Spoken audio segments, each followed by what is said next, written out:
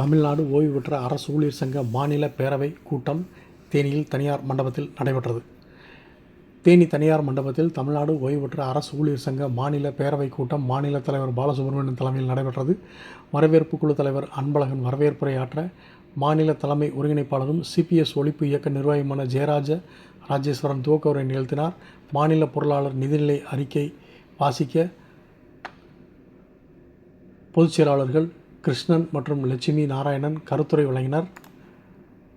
இந்த கூட்டத்தில் அகில இந்திய ஓய்வூதியர் சம்மேளன நிர்வாகி ராஜேந்திர பரஞ்சபி மூத்த குடிகளின் எதிர்காலம் குறித்த சிறப்புரை நிகழ்த்தினார்.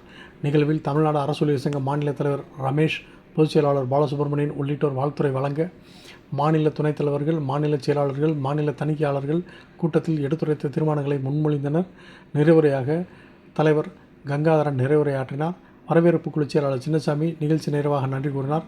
இந்த கூட்டத்தில் மூத்த குடிமக்கள் தங்கள் இறுதி பகுதி வாழ்க்கையை வாழ போதுமான ஓய்வூதியம், இலவச மருத்துவம் அரசால் உத்தரவாதப்பட வேண்டும்.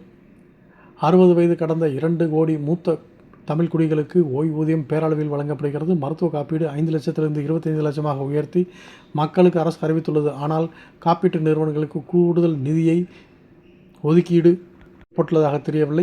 மருத்துவ சிகிச்சை பெற பொதுமக்களை தனியார் கார்ப்பரேட் மருத்துவமனைகளிடம் தள்ளிவிட்டு காப்பீட்டுத் தொகை போக மீதி மருத்துவ செலவு மக்களையே கட்ட வைத்து தனியார் மருத்துவ கொள்ளைக்கு வழிவகுக்கும் திட்டமாக அரசின் மருத்துவ காப்பீட்டு திட்டம் உள்ளது உள்ளிட்ட பல்வேறு தீர்மானங்கள் கூட்டத்தில் நிறைவேற்றப்பட்டன. இந்த பேரவைக் கூட்டத்தில் மாநில அளவிலான நிர்வாகிகள், உறுப்பினர்கள் என சுமார் 500க்கும் மேற்பட்டோர் கலந்து கொண்டனர்.